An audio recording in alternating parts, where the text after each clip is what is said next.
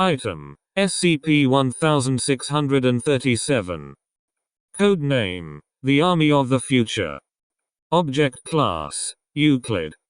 Special Containment Procedures. Due to the isolated, immobile, and subterranean nature of SCP-1637, Area 28 has been built at surface level to facilitate containment efforts.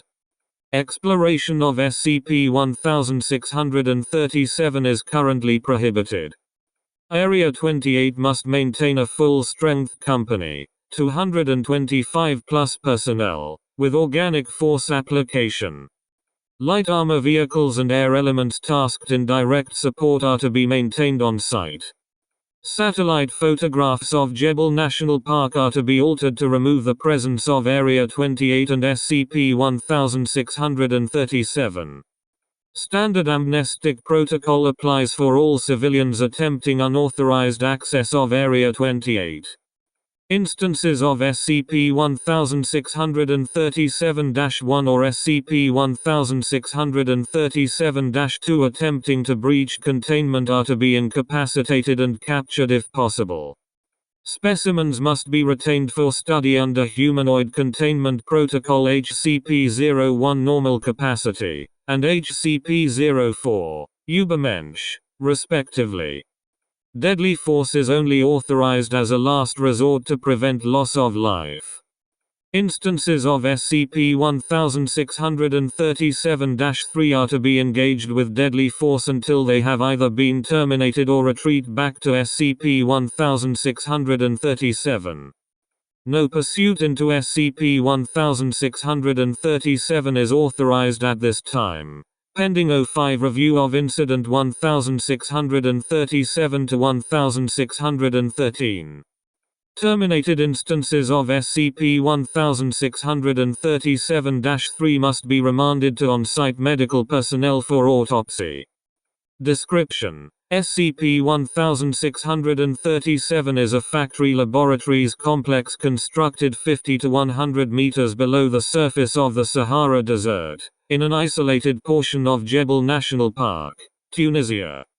SCP-1637 is located at coordinates �° by �° Records recovered from the administrative section of Sub-Level 1 seem to suggest the facility was constructed in 1965, commissioned by the for military research and manufacturing.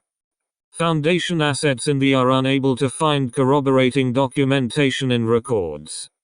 The site was abandoned in 1972 following multiple containment failures of anomalously produced and enhanced humanoids. The facility itself spans approximately 4 square kilometers, and is constructed primarily of the surrounding bedrock and other non-anomalous utility material. The complex includes dormitories, cafeterias, recreation areas, hydroponic growing facilities, power generators, water treatment facilities, and significant expanses of industrial machinery and medical equipment. Several additional surface access points were destroyed deliberately by cave-in, possibly during SCP-1637's original abandonment. Larger chambers dedicated to the production or testing of SCP-1637-1, SCP-1637-2, and SCP-1637-3 have been lined with an as yet unidentified gray metal which is highly resistant to damage and corrosion. Attempts to harvest samples for analysis have thus far been unsuccessful. Computational, surveillance, and engineering equipment recovered from SCP-1637 all display technological sophistication rivaling that of modern, post-2010, analogs, although some design differences in hardware architecture and organization have been noted. At irregular intervals, SCP-1637 will create and release a variable number of SCP-1637-1, SCP-1637-2, and SCP-1637-3. These entities will immediately begin combat maneuvers against present Foundation personnel, whether within or outside the main installation. Organizational and combat abilities vary between instances and designations.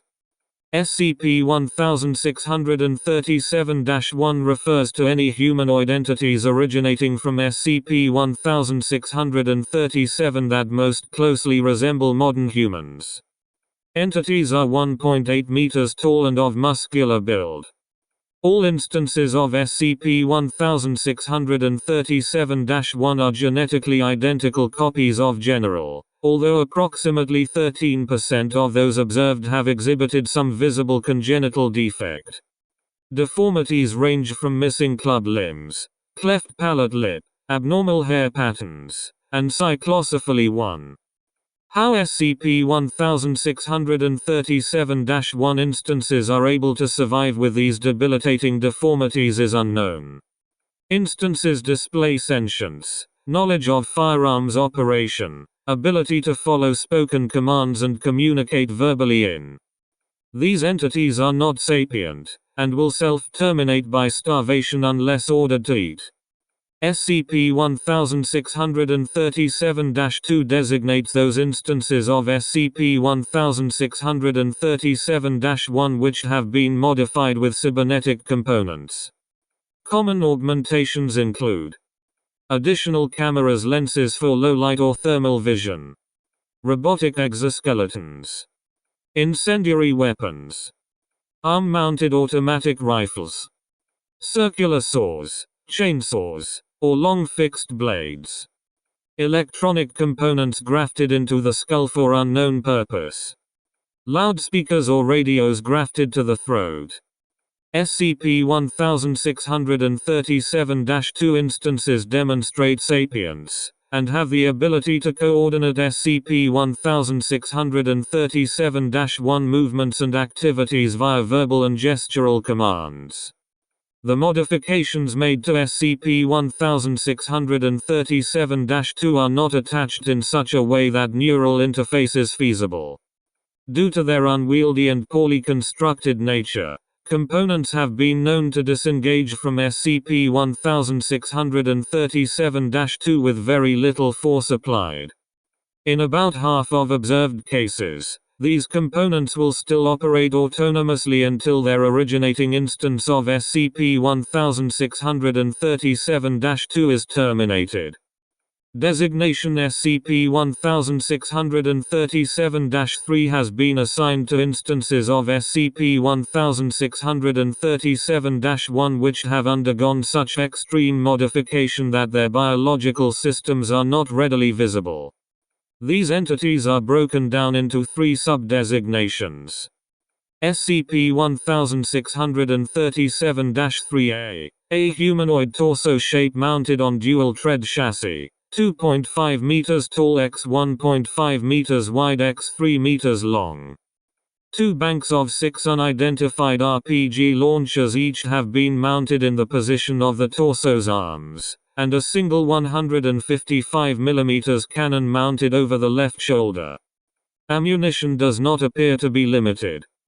The torso and head of the originating SCP-1637-1 instance remains intact within an armored exoskeleton.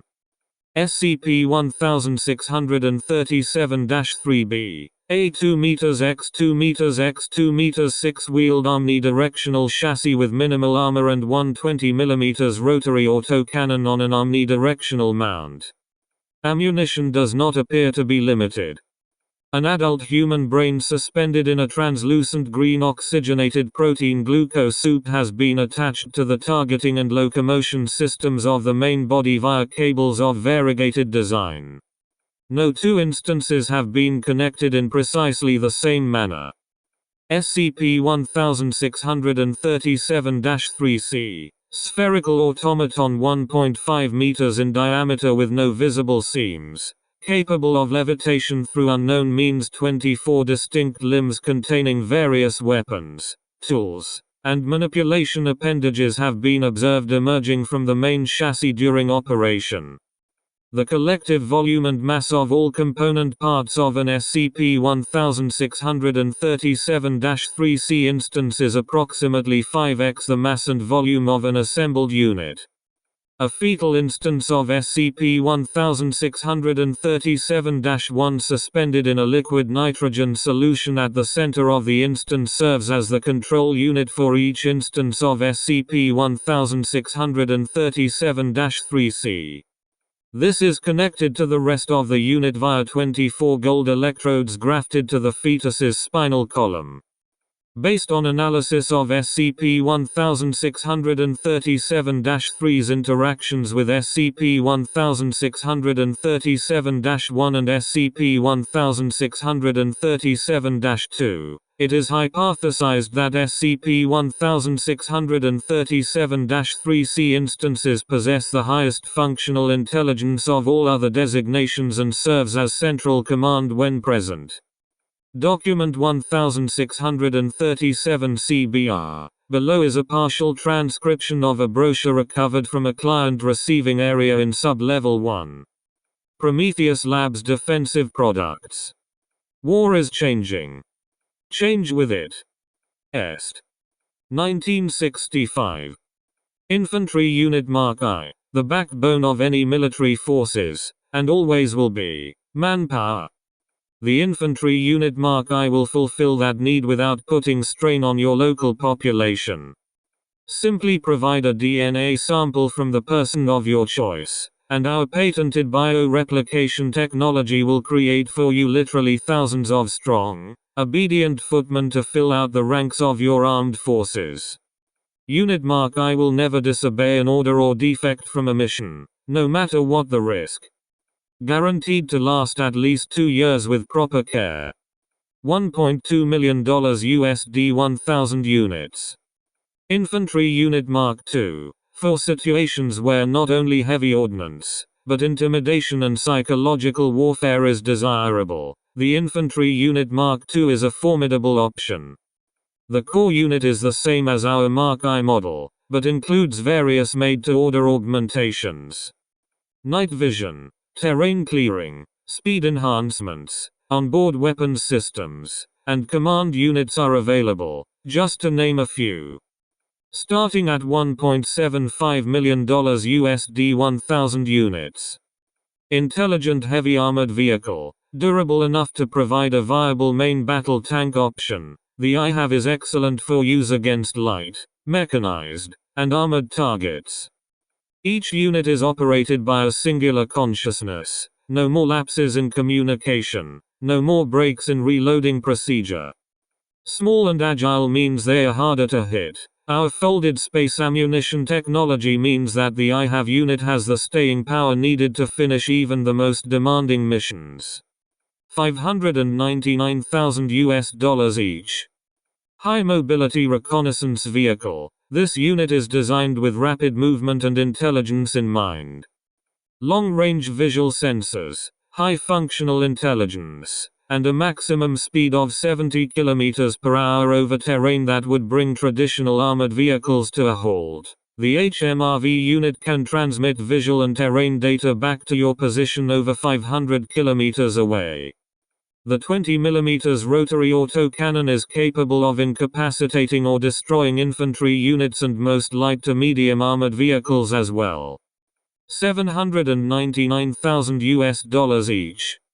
Optimal Remote Battalion Commander. Our most advanced weapon system. The ORBCOM is a hyper-intelligent command unit capable of managing your entire arsenal of Prometheus defense products. It can traverse any terrain, needs no sleep, no fuel, no ammunition, and is capable of interpreting and implementing even the most complicated and extensive of battle plans. Onboard systems for defense, administration, communication, reconnaissance, and repair will turn your Prometheus arsenal into a complete, self-sustaining military branch. $2.5 million USD each. Document 1637 ADTM. The following telememos, a proprietary analog of email, were recovered from the administrative offices of Sub-Level 1. The 28th of January 1972 at 0938. From Yasif to Rami. Subject: Pick 2. The units can't hold up to this regimen of training, and neither can the equipment making them. Not only will we miss the order deadline, but we may never put another off the line unless corporate is willing to ease up on the demand. Someone tell those damn faster, better, cheaper. Pick 2. The 28th of January 1972 at 1024. From Rami to Yasif. Subject: Pick 2. Do not talk that way about clients in official communications, Yasif. All of this is centrally recorded. Regarding your concerns, I'm inclined to agree at least in part. But considering the alternative to supplying conventional weaponry for a ground war I'm not going to lose sleep over a few blown breakers and a half dozen corpses. No one wants to live in a radioactive wasteland, do they? The 21st of February 1972 at 1354. From Yasif to Rami. Subject: Pick 2. I don't believe it. When, exactly, were they going to inform us? Must have been planning this for a damn year. It's not as though just phoned him up last night on a whim. Oh hey. I was just in the neighborhood and thought I'd drop by for the most pivotal moment in foreign policy history. How's tomorrow sound for you? So now we're all out in the cold sitting on more than 500,000 super weapons and we have to just eat the check? No more, Rami. I'm finished. My resignation is in. I'm leaving tonight and you should come with me. If you don't, well, I've warned you. God be with you. The 21st of February 1972 at 1605. From Rami to Yasif. Subject: Pick 2. God have mercy, Yasif. I only just saw this. Tell me you are still here. What have you done? Footnotes. 1. A normally fatal congenital defect resulting in the formation of a single large eye in the center of the forehead.